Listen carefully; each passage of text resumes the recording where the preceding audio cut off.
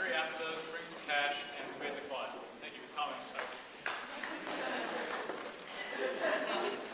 So if you're in yearbook, please check your assignments. And also, if you're a photographer or if you consider yourself a photographer, please sign up for assignments or for sports. And if you consider yourself a photographer and you haven't submitted any pictures, then as you're not a photographer, if you think that should change, come talk to us and we'll see what we can do. And then if you're interested in playing field hockey, soccer, or basketball against alumni, former students, then come to the York Alumni Holiday Party. It's going to be on January 2nd at 10:30, and if it rains, it's canceled, but it'll be posted on the website when it's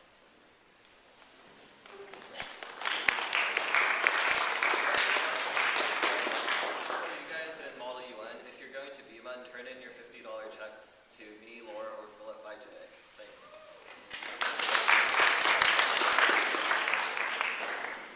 There is no Classical Honor Society meeting at lunch today. Relax, enjoy the time before finals.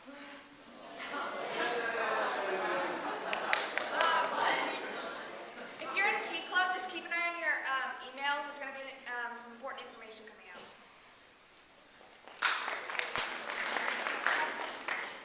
No chess club meeting tomorrow.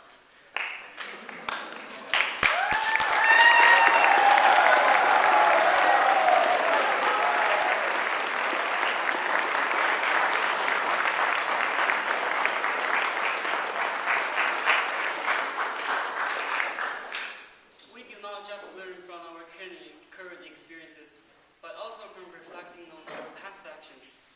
I learned this recently from something that happened when I was about 8 years old. I dreamed of having a toy car with remote control. I asked my mom many times, but she didn't buy me one because I was too naughty. So when I received a shiny remote control toy car from a friend of my father's, I jumped to him with joy and said, "Thank you very much." I can honestly say this toy car was my favorite toy in my childhood, even without considering my other beloved toys. I played it every day after school, during lunch, and I even carried it to the shopping center and played it in the square. But I would put it back in my backpack before my father could censure me. I loved owning a toy car. I was shocked when an idea came to me that I can also play with it on my walk home. I know it sounded a little bit dangerous to play a toy car on the street, but once this idea is in my head, I could not stop thinking about it. So I asked my mom, and she explained me the risks. If I decided to do that, I might get injured and possibly crush my toy car. But in the end, she didn't say I could not do this. So I asked it again. May I play with my toy car on the road on my walk home from school, Mom? And she responded, "There are two things you have to know. Whatever you choose, you have to be responsible for your choice. Whatever your choice may bring, you have to accept it." I didn't know what this meant at that time. So I still decided to race my toy car on the road on my way home from school. Unfortunately, I chose poorly. The taxi crushed it. I cried a lot because that was my favorite toy. My emotions at that time were not controllable at all, so I was cursing at that taxi driver all the time. And then I demanded another toy car, but nobody answered. My mom and dad tried to explain to me that I was being unreasonable, but I was not listening at all. Years later, when I was reflecting about this event, I realized that I have to learn how to control my emotions rather than be a slave of my feelings. I realized how reasonable I was during the time I lost my toy car and how I was controlled by my anger. I started to read literature about how to stay calm, and this started to help me control my feelings. So now the incidents that happened in my childhood has become something to teach me in my adulthood. Today, I'm continuing to learn more from this, such as safety is always the first thing I should consider before I do anything, and tolerance and thinking about others are virtues. But the most important lesson was to control myself.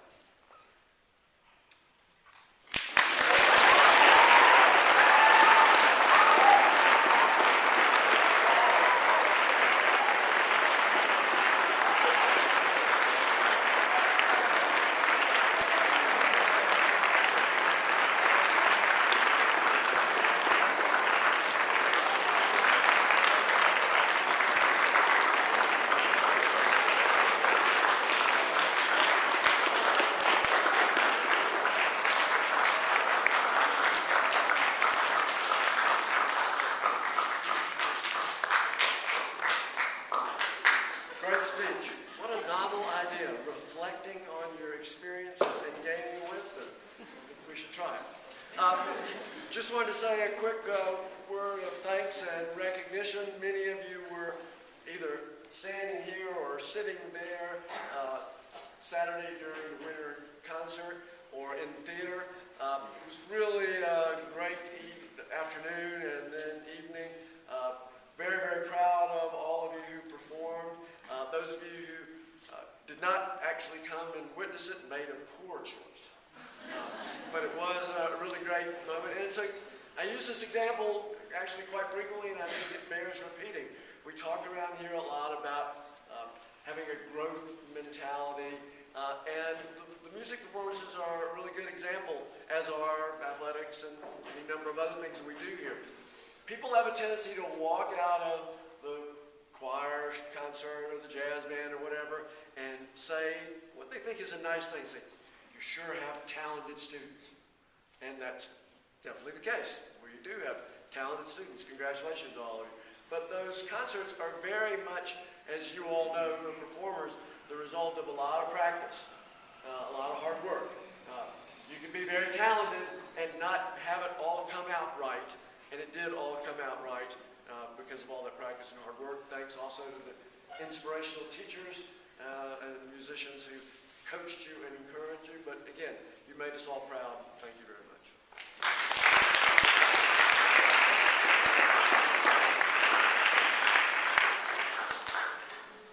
I have a few opportunities to tell you about to do some service. One of them can be a service learning opportunity if you are interested in that. It is going over to King Elementary School, which is only about 4 miles from here in Seaside, in January and February. I'll be taking a van full of students on Tuesdays and Thursdays during the health and fitness period. And if you would like to be part of that, I have a sign-up sheet that's going on the bulletin board. You have to be in a active Monday, Friday health and fitness, and you can't be on a team sport, and you're going to need a permission slip. And we don't get back to school until 4:05, so it might affect a carpool as well. But I do want to know if you're interested, or think you might be interested, put your name on that sheet. Secondly, there are a couple of things going on this Saturday. I know you'll all be studying hard for finals and trying to get a little extra sleep, but if you need a break, there are some organizations that could really use your help.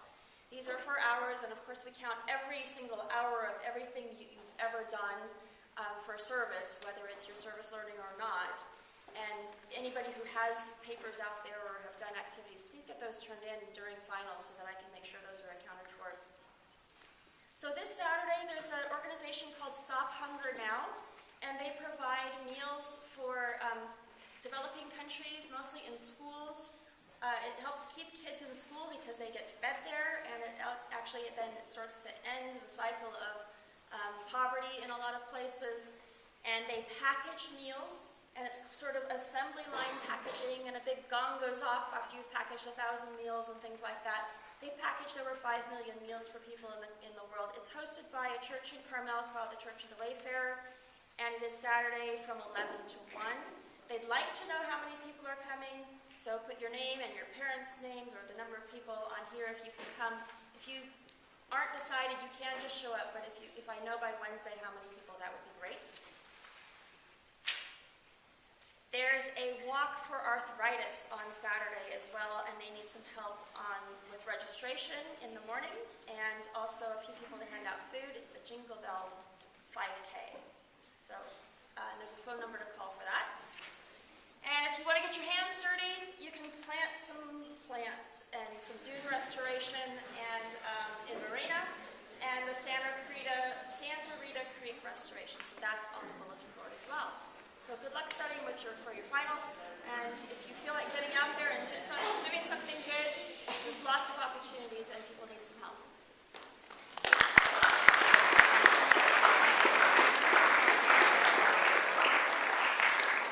An announcement for me, and that is that on the Dean of Students page on Haiku, there is a survey on the talk with Rachel Dart, the relationships, sex, and sexuality talk of last week. I would love it if you could please just go on and give us some feedback about, did you find it useful? Did you like the presenter? Would you do it again? Have us do it again? What was your favorite part, and what do you think could be improved? I think those are all the questions. So if you could go on there, and then you can add anything else you want as well. I'd really appreciate having that feedback so we know how to craft this program in future. Then I also have an announcement for Mr. Walker, who's going to be out of town this week with his mom. And he wants to remind you that there's forms for the solo and ensemble concert. He's looking for any kind of musical presentation as well as dance, if anybody wants to do a dance presentation, monologues, or what he calls brief dialogues. So maximum of 5 minutes if you want to do a scene with a very few people. I have forms for you. Did I say this already? They're due back by the 15th of December. So I'll be outside with forms after this. Thanks.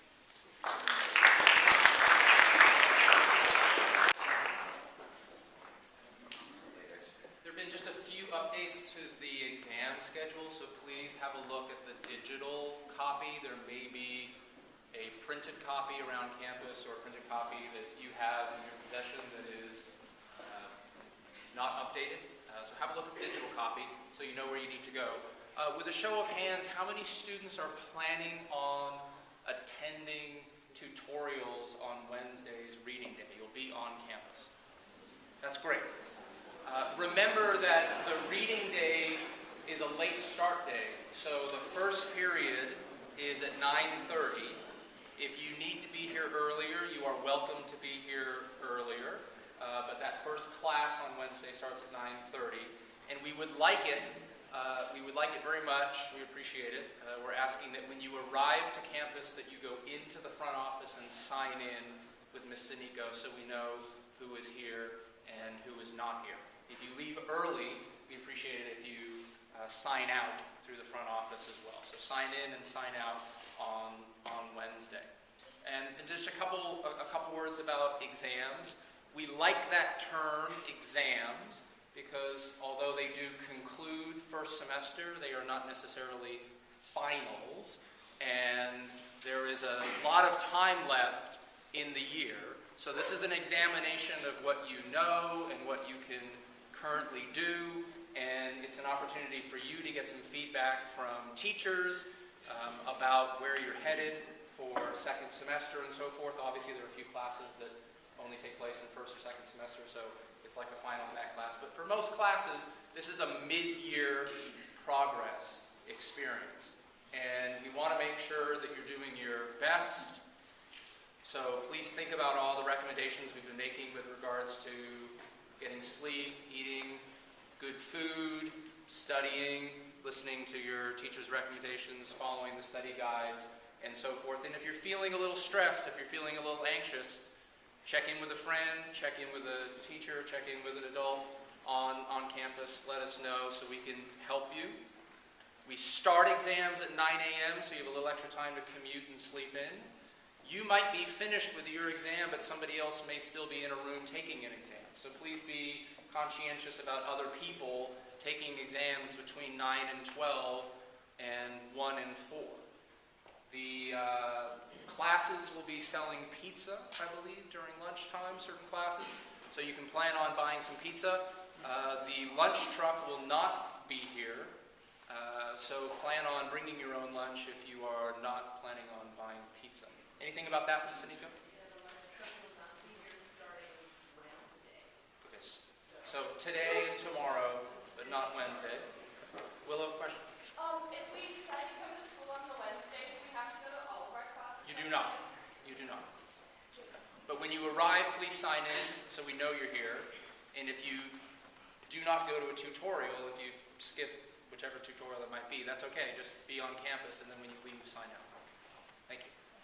Ms. Wilson. So the lunch truck's not here on Wednesday, so I guess one of our classes was selling pizza, could sell pizza on Wednesday too.